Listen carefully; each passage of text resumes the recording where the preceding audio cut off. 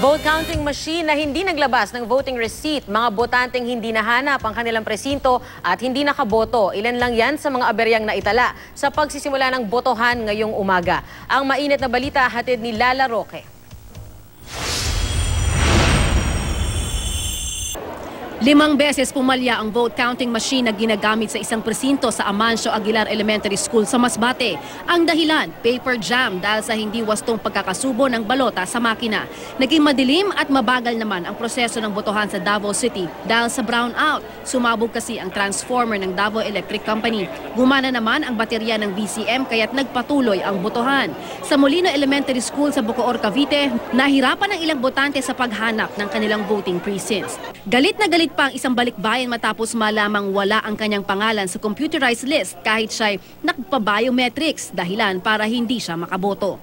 Niluluwa naman ng VCM ang mga balota sa isang presinto sa Roxas City, Capiz matapos makaboto ang 15 tao.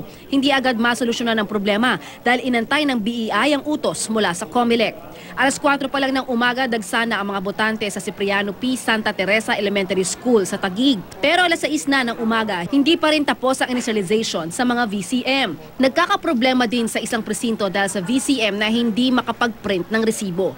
Ilang PWD at senior citizen din ang nahirapan sa pagboto. Sa Antipolo City, nagtulong-tulong ang mga botante para iakyat sa second floor ang isang botanteng naka-wheelchair. Todo paypay naman ang mga botante sa isang senior citizen na botanteng lalaki matapos mahilo sa haba ng pila sa paghahanap ng presinto sa Molino Elementary School sa Bacoor, Cavite. Lala Roque, GMA News.